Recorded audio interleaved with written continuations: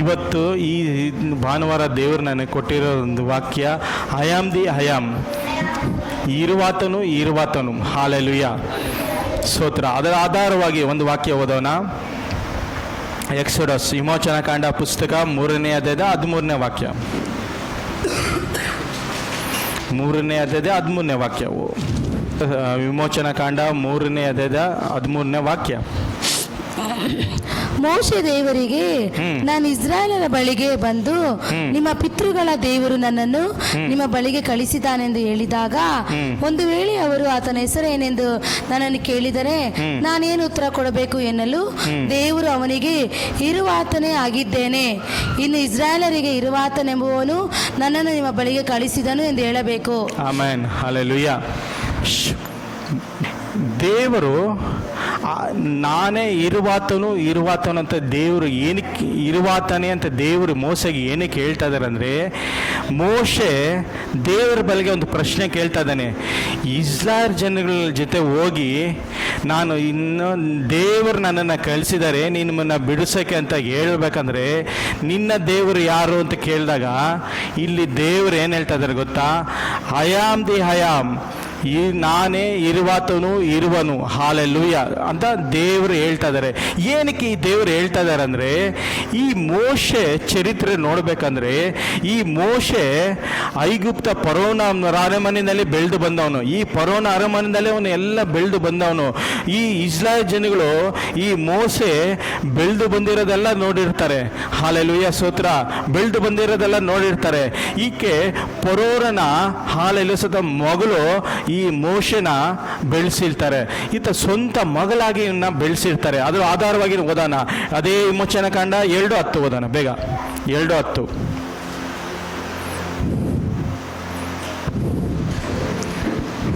ಆ ಹುಡುಗನು ಬೆಳೆದಾಗ ಅವನನ್ನು ಫರೋಹನ ಕುಮಾರ್ತೆಯ ಬಳಿಗೆ ತೆಗೆದುಕೊಂಡು ಬಂದಳು. ಅವನು ಆಕೆಗೆ ಮಗನಾದನು.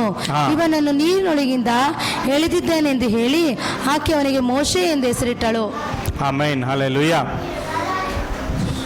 ಸ್ತೋತ್ರ. ಈಕೆ ಏನಾಗಿರ್ತಾನೆ, ಫರೋನನ ಹಾಲೆಲೂಸದ ಮಗಳ ಈ ಮೋಸೆನ ಎತ್ಕೊಂಡ್ಬಂದು ಈ ಮಗನ ಬೆಳೆಸಿ ತನ್ನ ಸ್ವಂತ ಮಗನಾಗಿ ಇವಳನ್ನ ಹಾಲೆಲೂಸತ್ರ ಏನು ಮಾಡಿರ್ತಾರೆ, ಮೋಸೆನ ಬೆಳೆಸಿರ್ತಾರೆ. ಫರೋನ ರಾಜ್ಯದಲ್ಲಿ ಐಗುಪ್ತದಲ್ಲಿ ಹಾಲೆಲೂಸತ್ರ ಬೆಳೆಸಿರ್ತಾರೆ. ಈ ಐಗುಪ್ತದಲ್ಲಿ ಫರೋನನು ವಯಸ್ಸಾಗುತ್ತೆ. ಈ ಫರೋನನ ವಯಸ್ಸಾದಾಗ ನೆಕ್ಸ್ಟು ರಾಜನ ಯಾರು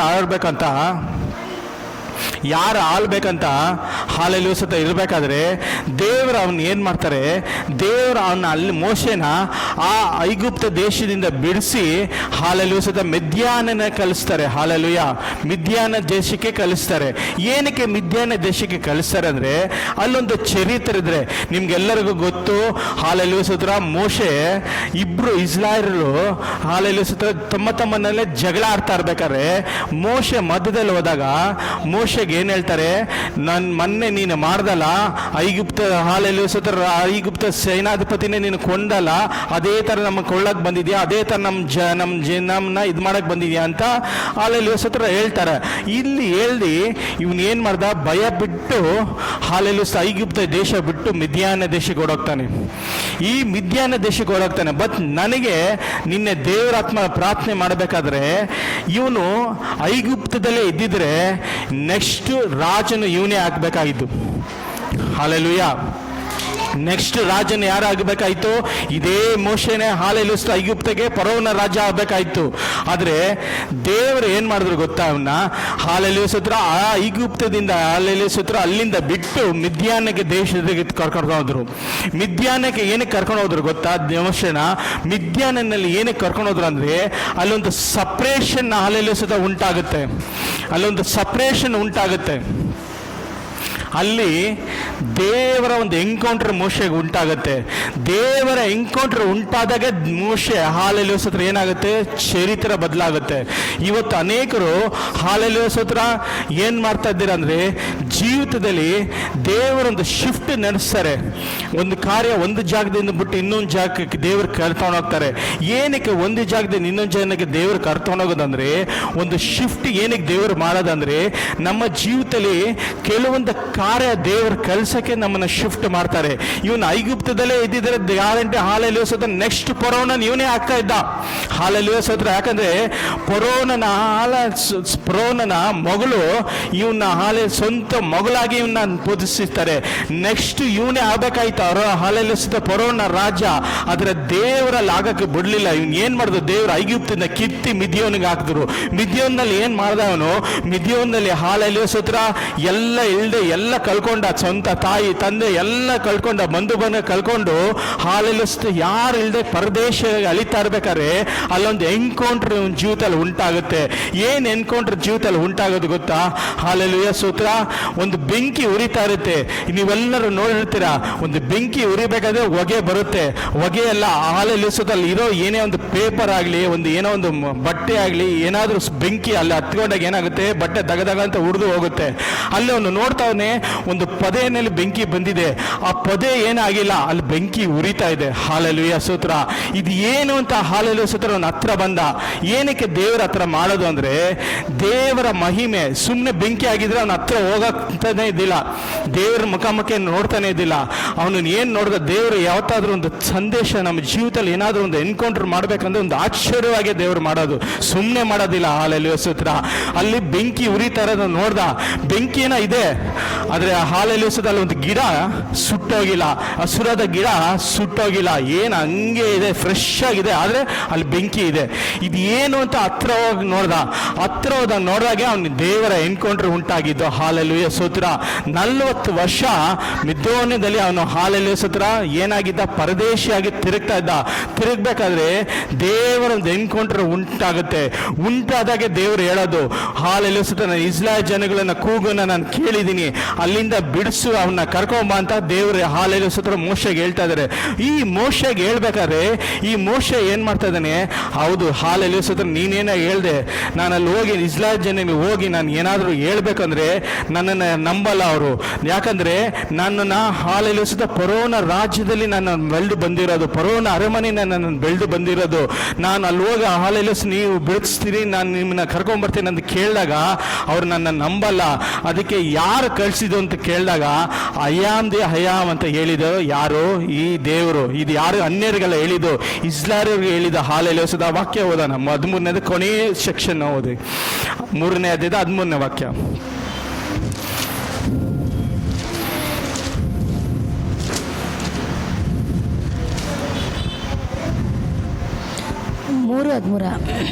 ಅದೇ ಮೋಶೆ ದೇವರಿಗೆ, ನಾನು ಇಸ್ರಾಯೇಲರ ಬಳಿಗೆ ಬಂದು ನಿಮ್ಮ ಪಿತೃಗಳ ದೇವರು ನನ್ನ ನಿಮ್ಮ ಬಳಿಗೆ ಕಳಿಸಿದ್ದಾನೆಂದು ಹೇಳಿದಾಗ, ಒಂದು ವೇಳೆ ಅವರು ಅವನ ಹೆಸರನ್ನು ಏನೆಂದು ನನ್ನನ್ನು ಕೇಳಿದರೆ ನಾನು ಏನು ಉತ್ತರ ಕೊಡಬೇಕು ಎನ್ನಲು ದೇವರು ಅವನಿಗೆ, ಇರುವಾತನೇ ಆಗಿದ್ದೇನೆ, ನೀನು ಇಸ್ರಾಯೇಲರಿಗೆ ಇರುವಾತನೆಂಬುದನ್ನು ನನ್ನನ್ನು ನಿಮ್ಮ ಬಳಿಗೆ ಕಳಿಸಿದನು ಎಂದು ಹೇಳಬೇಕು.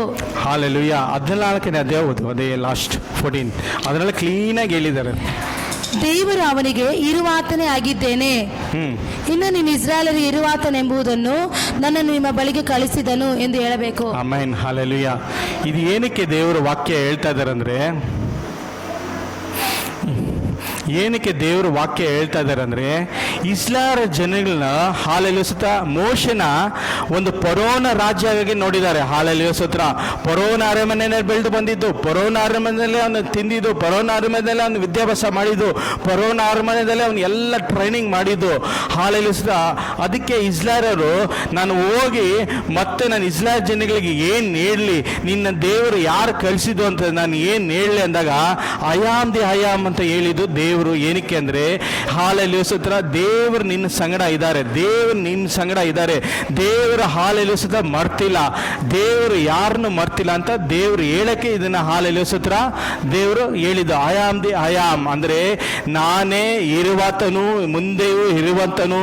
ಹಾಲೆಲೂಯಾ ಸ್ತೋತ್ರ. ಅಬ್ರಾಮನ ಕರೆದಿರೋ ದೇವರು ನಾನು, ಐಸಾಕನ ಕರೆದಿರೋ ದೇವರು ನಾನು, ಯಾಕೋಬನ ಕರೆದಿರೋ ದೇವರು ನಾನು. ನಿಮ್ಮನ್ನ ಎಂದಿಗೂ ನಾನು ಮರೆಯಲ್ಲ, ನಿಮ್ಮನ್ನ ಎಂದಿಗೂ ನಾನು ತೊರೆ ಬಿಡಲ್ಲ, ನಿಮ್ಮನ್ನ ಎಂದಿಗೂ ನಾನು ಹಾಲೆಲೂಯ ಅಳಿಸಲ್ಲ ಅಂತ ದೇವ್ರ ವಾಗ್ದಾನ ಮಾಡಿರುವ ದೇವರು. ಹಾಲೆಲೂಯ ಸ್ತೋತ್ರ. ಹೇಳ್ತಾ ಇರ್ಬೇಕಾದ್ರೆ ಒಂದು ಎನ್ಕೌಂಟ್ರು ಇಲ್ಲದೆ ನಾವು ಏನು ಮಾಡೋಕ್ಕಾಗಲ್ಲ, ಯಾರನ್ನು ಸ್ತುತಿಸೋಕ್ಕಾಗಲ್ಲ, ಯಾರನ್ನು ಕೊಂಡಕ್ಕಾಗಲ್ಲ. ಅಭಿಷೇಕ ನಮಗೆ ಬೇಕಂದ್ರೆ ದೇವರ ಒಂದು ಎನ್ಕೌಂಟ್ರ್ ನಮ್ಮ ಜೀವಿತದಲ್ಲಿ ಉಂಟಾಗಬೇಕು. ಯಾವಾಗ ಈ ದೇವರ ಎನ್ಕೌಂಟ್ರ್ ನಮ್ಮ ಜೀವಿತದಲ್ಲಿ ಉಂಟಾಗುತ್ತೋ ನಮ್ಮ ಜೀವಿತ, ನಮ್ಮ ಮಾರ್ಪಾಡು, ನಮ್ಮ ಭವಿಷ್ಯ ಎಲ್ಲ ಚೇಂಜ್ ಆಗ್ತಾ ಹೋಗುತ್ತೆ. ಇರೋದಾಗೆ ನಾವು ಇರೋದಿಲ್ಲ. ನಾವು ಒಂದು ಜೀವಿತದಲ್ಲಿ ಒಂದು ಬಿಡುಗಡೆ ಕಾಣಲ್ಪಡಬೇಕು, ಅದ್ಭುತ ಕಾಣಲ್ಪಡ್ಬೇಕಂದ್ರೆ ದೇವರ ಒಂದು ಕರೆ ನಮ್ಮ ಜೀವಿತದಲ್ಲಿ ಬರಲ್ಪಡಬೇಕು. ಹಾಲೆಲೂಯ ಸ್ತೋತ್ರ. ಮೋಶೆ ಹಾಲೆಲೂಯ ಸ್ತೋತ್ರ ಏನ್ ಮಾಡ್ತಾ ಇದ್ದಾನೆ? ಹಾಲೆಲೂಯ ಸ್ತೋತ್ರ. ಐಗುಪ್ತ ದೇಶದಿಂದ ಬಿಟ್ಟು ಮಿದ್ಯಾನ ದೇಶಕ್ಕೆ ಬಂದಾಗ ದೇವರ ಒಂದು ಎನ್ಕೌಂಟರ್ ಉಂಟಾಗುತ್ತೆ. ದೇವರ ಎನ್ಕೌಂಟರ್ ಉಂಟಾಗಿ ಮತ್ತೆ ಹಾಲೆಲೂಯ ಸ್ತೋತ್ರ ಐಗುಪ್ತ ದೇಶಕ್ಕೆ ಬರ್ತಾ ಇದ್ದಾನೆ. ಐಗುಪ್ತ ದೇಶಕ್ಕೆ ಬಂದು ಫರೋಹನ ರಾಜ್ಯಕ್ಕೆ ಹೋಗಿ ಹೇಳ್ತಾ ಇದ್ದಾನೆ, ಹಾಲೆಲೂಯ ಸ್ತೋತ್ರ, ನನ್ನ ಜನಗಳನ್ನ ಬಿಡು, ಸ್ವತಂತ್ರವಾಗಿ ಬಿಡು, ಅವ್ರನ್ನ ಬಿಡು ಅಂತ ಹಾಲೆಲೂಯ ಸ್ತೋತ್ರ ಹೇಳ್ತಾ ಇರ್ಬೇಕಾದ್ರೆ ಈ ಫರೋಹನನ್ನು ಏನ್ ಮಾಡ್ತಾನೆ? ಹಾಲೆಲೂಯ ಸ್ತೋತ್ರ ಅಷ್ಟು ಈಸಿಯಾಗಿ ಬಿಡಲ್ಲ. ಯಾಕಂದ್ರೆ ಫರೋಹನನು ಐಗುಪ್ತ ಏನ್ ತೋರಿಸುತ್ತೆ ನಮ್ಮ ಜೀವಿತದಲ್ಲಿ? ಹಾಲೆಲೂಯ ಸ್ತೋತ್ರ. ಐಗುಪ್ತ ಏನು ತೋರಿಸುತ್ತೆ ಅಂತ ನಮ್ಮ ಜೀವಿತದಲ್ಲಿ? ಹಾಲೆಲೂಯ ಸ್ತೋತ್ರ. ಭಯಂಕರವಾದ ಮಾಡಮಂತ ಶಕ್ತಿಗಳು ಇರುತ್ತೆ ಅಲ್ಲಿ. ಹಾಲೆಲೂಯ ಸ್ತೋತ್ರ. ವಿಚ್ ಕ್ರಾಫ್ಟ್ ಇರುತ್ತೆ, ಎಲ್ಲ ಇರುತ್ತೆ. ಐಗುಪ್ತ ಅನ್ನೋದು ಒಂದು ಏನಂತ ಹಾಲೆಲೂಯ ಸ್ತೋತ್ರ ಒಂದು ಬಂಧನ. ಹಾಲೆಲೂಯ ಸ್ತೋತ್ರ. ಬಂಧನವಾಗಿರುತ್ತೆ. ಆ ದೇಶದಲ್ಲಿ ಏನು ಇಸ್ರಾಯೇಲ್ ಜನಗಳು ಬಂಧಿಸಲ್ಪಟ್ಟಿರ್ತಾರೆ, ಅಲ್ಲಿಂದ ಬಿಡಿಸ್ಕೊಂಡ್ ಬರ್ಬೇಕಂದ್ರೆ ಅಷ್ಟು ಸುಲಭ ಅಲ್ಲ. ಹಾಲೆಲೂಯ ಸ್ತೋತ್ರ. ಅದಕ್ಕೆ ದೇವರಾದ ಕರ್ತನು ಆತನ ಕೈ ಹಿಡಿದು ಹಾಲೆಲೂಯ ಸ್ತೋತ್ರ ಇಸ್ರಾಯೇಲ್ ಜನಗಳನ್ನ ಬಿಡಿಸ್ಕೊಂಡು ಹಾಲೆಲೂಯ ಸ್ತೋತ್ರ ಕರ್ಕೊಂಡ್ ಬಂದಿದ್ದು. ವಾಗ್ದಾನ ದೇಶಕ್ಕೆ ದೇವರು ನಡೆಸಿದ್ದು. ವಾಗ್ದಾನ ದೇಶಕ್ಕೆ ಬರಬೇಕಾದ್ರೆ ಇವರು ಸುಮ್ಮನೆ ಹಾಲೆಲೂಯ ಸ್ತೋತ್ರ 400 ವರ್ಷ ಇವ್ರು ಏನಾಗಿದ್ರು? ದಾಸತ್ವವಾಗಿ ಇದ್ರು. ಅವ್ರು ಸ್ವಂತ ಕಷ್ಟ ಬಿದ್ದು ಕೂಲಿ ಕೆಲ ಮಾಡಿ ಹಗಲೂರು ಅವ್ರನ್ನ ಸ್ತುತಿಸ್ತಾ ಇದ್ರು, ಹಗಲೂರ್ನ ಅವ್ರನ್ನ ಕೊಂಡಾಡ್ತಾ ಇದ್ರು, ಹಗಲೂರ್ನ ದೇವ್ರನ್ನ ಹಾಲೆಲೂಯ ಸ್ತೋತ್ರ ಮರೆ ಇಡ್ತಾ ಇದ್ರು. ದೇವರೇ ನಮ್ಮನ್ನ ರಕ್ಷಿಸು, ನಮ್ಮನ್ನ ರಕ್ಷಿಸು, ನಮ್ಮನ್ನ ರಕ್ಷಿಸು ಅಂತ ಕೊಂಡಾಡ್ತಾ ಇರ್ಬೇಕಾದ್ರೆ ದೇವರ ಅವ್ರ ಕೂಗನ್ನು ಕೇಳಿದ್ರು. ಹಾಲೆಲೂಯ ಸ್ತೋತ್ರ. ಕೇಳಿದ ನಂತರ ಮೋಶೆ ದೇವರ ಹಾಲೆಲೂಯ ಸ್ತೋತ್ರ ಹುಟ್ಟು ಬರ್ತಾನೆ. ಮೋಶೆ ಮುಖಾಂತರ ದೇವರ ಹಾಲೆಲೂಯ ಸ್ತೋತ್ರ ಬಿಟ್ಟು ಹಾಲೆಲೂಯ ಸ್ತೋತ್ರ ಏನ್ ಮಾಡ್ತಾರೆ? ಐಗುಪ್ತದಿಂದ ಬಿಡಿಸ್ತಾರೆ. ಐಗುಪ್ತದಿಂದ ಬಿಡಿಸ್ಬೇಕಾದ್ರೆ ಇಷ್ಟು ವರ್ಷ ಅವರು ದಾಸತ್ವದಲ್ಲೇ ಇದ್ರು. ಇಷ್ಟು ವರ್ಷ ಅವರು ಮಾಡಿದ ಬೆವರು ಸುರಿಸಿದ ಕೆಲಸಕ್ಕೆ, ಮಾಡಿದ ಕಾರ್ಯಕ್ಕೆ ಒಂದು ಹಾಲೆಲೂಯ ಸ್ತೋತ್ರ ಅವ್ರಿಗೆ ಇದು ಸಿಗ್ಲಿಲ್ಲ, ಏನು ತಕ್ಕಂಗೆ ಬೆಲೆ ಅವ್ರಿಗೆ ಸಿಗ್ಲಿಲ್ಲ. ಆದ್ರೆ ಬರ್ಬೇಕಾದ್ರೆ ಐಗುಪ್ತ ದೇಶನ ಬಿಟ್ಟು ಅವ್ರು ಬರ್ಬೇಕಾದ್ರೆ ಬರೇ ಕೈನಲ್ಲಿ ಅವ್ರು ಬರಲಿಲ್ಲ. ಅವ್ರು ಏನಾಗಿ ಬಂದ್ರು ಗೊತ್ತಾ? ಹಾಲೆಲೂಯ ಸ್ತೋತ್ರ. ಶ್ರೀಮಂತರವಾಗಿ ಬಂದ್ರು. ಇಷ್ಟು ವರ್ಷ ಅವ್ರು ಪಟ್ಟಿದ ಕಷ್ಟ, ಇಷ್ಟು ಕಷ್ಟ ಪಟ್ಟಿದ ವೇದನೆ ಹಾಲೆಲೂಯ ಸ್ತೋತ್ರ ದೇವರು ಸುಮ್ಮನೆ ಬಿಡ್ಲಿಲ್ಲ. ಅವ್ರು ಯಾವಾಗ ಐಗುಪ್ತದಿಂದ ಹಾಲೆಲೂಯ ಸ್ತೋತ್ರ ಐಗುಪ್ತದಿಂದ ವಾಗ್ದಾನ ದೇಶಕ್ಕೆ ಬಂದ್ರು, ಹಾಲೆಲೂಯ ಸ್ತೋತ್ರ ಅಲ್ಲಿ ಇದ್ದದ್ದೇ ಎಲ್ಲ ಆಸ್ತಿ, ಚಿನ್ನ, ಬಲ್ಲಿ ಎಲ್ಲವನ್ನು ಎತ್ಕೊಂಡು ಹಾಲೆಲೂಯ ಸ್ತೋತ್ರ ಬಂದ್ರು. ಯಾವತ್ತು ದೇವರನ್ನ ನಾವು ಸ್ತುತಿಸಿದಾಗ, ದೇವರನ್ನ ಕೊಂಡಾಡಿದಾಗ ನಾವು ಬರ್ಬೇಕಾದ್ರೆ ಏನಾಗಿ ಬರ್ತೀರಿ? ಬರೇ ಕೈನಲ್ಲಿ ಬರ್ತೀರಿ, ಏನಿಲ್ದೆ ಬರ್ತೀರಿ. ಆದರೆ ದೇವರನ್ನ ನಾವು ಕಂಡು, ದೇವರ ರುಚಿ ನಾವು ಹೋದಾಗ ಕಂಡು ನಾವು ಹಾಲೆಲೂಯ ಸ್ತೋತ್ರ ಮುಂದೆ ಹೋಗ್ಬೇಕಾದ್ರೆ ನಾವು ಬರೇ ಕೈನಲ್ಲೆಲ್ಲ ಬರೋದು. ಆಶೀರ್ವಾದದಿಂದ ನಾವು ಮುಂದೆ ಹೋಗ್ತೀರಿ. ಆಶೀರ್ವಾದದಿಂದ ದೇವರನ್ನ ಹಾಲೆಲೂಯ ಸ್ತೋತ್ರ ಮುಂದೆ ನಡೆಸ್ತೀರಿ. ಆಶೀರ್ವಾದದಿಂದ ದೇವರನ್ನ ಕೊಂಡಾಡ್ತೀರಿ. ಹಾಲೆಲೂಯ. ಈ ಮೋಶನ ದೇವರ ಹಾಲೆಲೂಯ ಸ್ತೋತ್ರ ಹೇಳ್ತಾ ಇದ್ದಾರೆ, ನಾನೇ ಇರುವಾತನು ಇರುವನು ಅಂತ. ಹಾಲೆಲೂಯ ಸ್ತೋತ್ರ ಅಂದ್ರೆ ಅರ್ಥ, ನನ್ನಂತೆ ಮತ್ತೊಬ್ಬರು ದೇವರಿಲ್ಲ, ನಾನೇ ಕರ್ತನು, ನಾನು ಬದಲಾದ ದೇವರು. ಇವತ್ತು ಹಾಲಿದ್ದಂಗೆ ಹಾಲೆಲೂಯ ಸ್ತೋತ್ರ ನಾಳೆ ಇರೋದಲ್ಲ, ನಾಳೆ ಇದ್ದಂಗೆ ನಾಲ್ಕನೇ ಇರೋದಲ್ಲ, ಬದಲಾದಂಥ ದೇವರು. ಅಬ್ರಾಮನ ಕರೆದಾಗ ನಾನು ಹೆಂಗಿದ್ನೋ, ಐಸಾಕನ ಕರೆದಾಗ ನಾನು ಹೆಂಗಿದ್ನೋ, ಯಾಕೋಬನ ಕರೆದಾಗ ಹೆಂಗಿದ್ನೋ, ಮೋಶೆ ನಾನು ನಿನ್ನನ್ನು ಕರೆದಬೇಕಾದ್ರೆ ಅದೇ ತರ ನಾನು ಇರುವ ದೇವರು ಅಂತ ದೇವರು ಹೇಳ್ತಾ ಇರೋದು. ಹಾಲೆಲೂಯ ಸ್ತೋತ್ರ. ನಮ್ಮ ದೇವರು ಯಾವತ್ತು ಹಾಲೆಲೂಯ ಸ್ತೋತ್ರ ಬದಲಾಗ ದೇವರಲ್ಲ. ಮನುಷ್ಯರು ಮಾತು ಕೊಟ್ಟು ಹಾಲೆಲೂಯ ಸ್ತೋತ್ರ ಕೈ ತಪ್ಪುತ್ತಾರೆ. ಮನುಷ್ಯರು ಹೇಳ್ತಾರೆ, ನಾನು ಸಹಾಯ ಮಾಡ್ತೀನಿ, ನಾನು ನಿನ್ನ ಸುತ್ತಿಸ್ತೀನಿ, ನಾನು ನಿನ್ನನ್ನು ಕೈ ಬಿಡಲ್ಲ, ನಾನು ನಿನ್ನನ್ನು ಮೇಲೆ ಎತ್ತೀನಿ ಅಂತ ಮನುಷ್ಯರು ಹೇಳ್ತಾರೆ.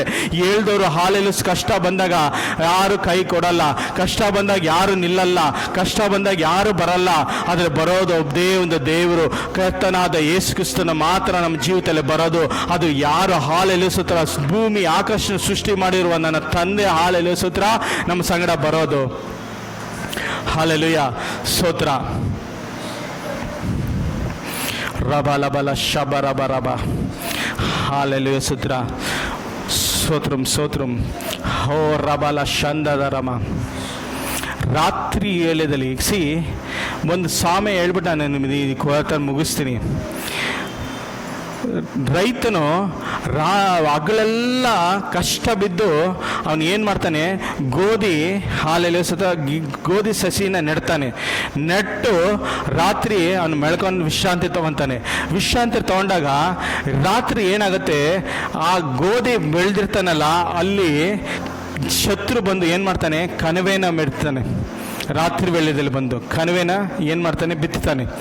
ಕಣಿವೆ ಏನಕ್ಕೆ ಬಿತ್ತುತ್ತಾನೆ ಅಂದರೆ, ಈ ಕಣಿವೆ ಏನು ಮಾಡುತ್ತೆ ಗೊತ್ತಾ, ಗೋಧಿಗೆ ಸಲ್ಲಬೇಕಾದ ಆಹಾರ ನೀರು ಈ ಕಣಿವೆ ತೊಗೊಂಡ್ಬಿಡುತ್ತೆ. ಬಿಸಿಲಾಗಲಿ ಏನೇ ಆಗಲಿ ಈ ಕಣಿವೆ ಬೇಗ ತೊಗೊಂಡ್ಬಿಡುತ್ತೆ, ಬೇಗ ತಿಂದ್ಬಿಡುತ್ತೆ. ಮೀನ್ಸ್ ಬಿಸಿಲು ಬಿದ್ದಾಗ ಮಳೆ ಎಲ್ಲ ಒಂದು ಗಿಡ ಬೆಳೆದು ಬರಬೇಕಂದ್ರೆ ಅದು ಕರೆಕ್ಟಾಗಿ ಹಾಲೆಲ್ಲಿಸುತ್ತ ಆಹಾರ ಬೀಳಬೇಕು. ಅದು ಕರೆಕ್ಟ್ ಟೈಮಿಗೆ ನೀರು ಬರಬೇಕು, ಕರೆಕ್ಟ್ ಟೈಮಿಗೆ ಬಿಸಿಲು ಬರಬೇಕು, ಕರೆಕ್ಟ್ ಟೈಮಿಗೆ ಎಲ್ಲ ಕಾರ್ಯಗಳು ಇದ್ರೇ ಅದು ಚೆನ್ನಾಗಿ ಫಲ ಕೊಡೋದು, ಇಲ್ಲಾಂದರೆ ಫಲ ಕೊಡಲ್ಲ. ಈ ಶತ್ರು ಏನು ಮಾಡ್ತಾನೆ ಗೊತ್ತಾ, ಗೋಧಿ ಮಧ್ಯದಲ್ಲಿ ಕಣಿವೆ ನೆನೆಸ್ಬಿಡ್ತಾನೆ. ಈ ಕಣಿವೆ ಏನಕ್ಕೆ ಶತ್ರು ಬಂದು ಬೇಕದು ಅಂದರೆ, ಅವನ ಆತ್ಮಿಕದಲ್ಲಿ ಬೆಳಿಬಾರ್ದು, ಆತ್ಮಿಕದಲ್ಲಿ ಮುಂದೆ ಬರಬಾರ್ದು. ಅನಜೆ ಆತ್ಮೀಯದಲ್ಲಿ ಮುಂದೆ ಬರಬಾರ್ದು, ಆತ್ಮೀಯದಲ್ಲಿ ಬೆಳೆ ಕೆತ್ತಬಾರ್ದು ಅಂತ ಶತ್ರು ಬಂದು ಅಲ್ಲಿ ಅನಿವೇಶನ ನೆನೆದ್ಬಿಡ್ತಾರೆ. ಆದರೆ ಅನಿವೇಶನ ನೆನೆದಾಗ ಬೆಳಿಗ್ಗೆ ಎದ್ದು ನೋಡಿದಾಗ ಎಲ್ಲ ಕಡೆ ಅನ್ವೆ ಬಂದ್ಬಿಟ್ಟಿರುತ್ತೆ, ಗೋಧಿ ಪಕ್ಕದಲ್ಲಿ ಎಲ್ಲ ಅನ್ವೆ ಬೆಳೆದಿರುತ್ತೆ. ಅಲ್ಲಿ ಏನು ಮಾಡ್ತಾರೆ, ರಾತ್ರೆಲ್ಲ ಬೆಳಿಗ್ಗೆಲ್ಲ ಹಗಲೆಲ್ಲ ಕಷ್ಟ ಬಿದ್ದು ಹಾಲಲ್ಲಿ ಇದ್ದಾಗ ಈ ರಾತ್ರಿ ಕಣಿವೆ ಎಲ್ಲ ಎಲ್ಲಿಂದ ಬಂತು ಅಂತ ದಾಸರು ಬಂದು ಕೇಳ್ತಾ ಇದ್ದಾನೆ. ಅನಜಿ ಬಂದು ಕೇಳ್ತಾ ಇದ್ದಾನೆ. ಕೇಳಿದಾಗ ಏನು ಮಾಡ್ತಾರೆ ಗೊತ್ತಾ, ಅವನು ಏನು ಹೇಳ್ತಾನೆ, ನಾನು ಹೋಗಿ ಅಂಜಿನೆಲ್ಲ ಕಿತ್ಬಿಡ್ಲ ಅಂತ ಕೇಳ್ತಾನೆ. ಕಿತ್ಬಿಡ್ಲ ಅಂತ ಕೇಳ್ತಾನೆ. ಆದರೆ ಆದರೆ ಏನು ಹೇಳ್ತಾನೆ, ಮಾಲೀಕ ಏನು ಹೇಳ್ತಾನೆ, ಬೇಡ ಬೇಡ ಬೇಡ, ಇವನ್ ನೀನು ಇದು ಕಿತ್ತರೆ ಏನಾಗುತ್ತೆ, ಅದ್ರ ಜೊತೆ ಗೋಧಿ ಎಲ್ಲ ಫಲ ಆಚೆ ಬಂದ್ಬಿಡುತ್ತೆ. ನೀನು ಒಂದು ಕೈ ಹಾಕಿ ನೀನು ಏನಾದರೂ ಒಂದು ಚಣಿಕೆ ಹಾಕಿ ಎತ್ತಿದಾಗ ನೀನು ಇದಂದೇ ಅಲ್ಲ, ಅದು ಪಕ್ಕದಲ್ಲಿ ಇರೋದು ಅದನ್ನು ಬಂದ್ಬಿಡುತ್ತೆ ಅಂತ ಹೇಳ್ತಾರೆ. ಅದೇ ದೇವರು ಹೇಳೋದು ಹಾಲೆಲೆ ಸುತ್ರ. ಯಾವಾಗ ನಾವು ದೇವ್ರನ್ನ ಸ್ತುತಿಸಿ, ನಾವು ದೇವ್ರನ್ನ ಕೊಂಡಾಡಿ ನಾವು ಎಚ್ಚರವಾಗಿದ್ದಾಗ ನಮಗೆ ಏನಾಗುತ್ತೆ ಅಂದರೆ, ಶತ್ರು ನಮ್ಮ ಜೀವಿತದಲ್ಲಿ ಅಳವಡಿಕೆ ಮಾಡ್ತಾನೆ. ಶತ್ರು ನಮ್ಮ ಜೀವಿತನ ಏನು ಮಾಡ್ತಾನೆ, ಕೇಳಿಸ್ಬಿಡ್ತಾನೆ, ಮುಂದೆ ಬರ್ದಂಗೆ ನಮ್ಮನ್ನ ಇದು ಮಾಡ್ತಾನೆ. ಆಮೇನ್. ಪ್ರಾರ್ಥನೆ ಮಾಡಿ ಮುಂದೆ ಆಗೋಣ. ನೆಕ್ಸ್ಟ್ ಮೆಸೇಜ್ ತೊಗೊಂತೀರ. ಹಾಲೆಲೂಯ, ಸ್ತೋತ್ರನಪ್ಪ. ಹೌದು ಕರ್ತನೆ, ನೀನು ಕೊಟ್ಟ ಹಾಲೆಲು ವಾಕ್ಯನ ಸ್ತುತಿಸ್ತೀನಿ, ಕೊಟ್ಟಾಡ್ತೀನಪ್ಪ. ನೀನು ಮಾಡೋ ಅದ್ಭುತ ಕಾರ್ಯಗಾಗಿ ಸ್ತೋತ್ರ, ಬಿಡುಗಡೆಗಾಗಿ ಸ್ತೋತ್ರ. ಎಲ್ಲವೂ ಯೇಸು ಕ್ರಿಸ್ತನ ನಾಮದಲ್ಲಿ ಬಿಡು ತಂದೆ. ಆಮೆನ್.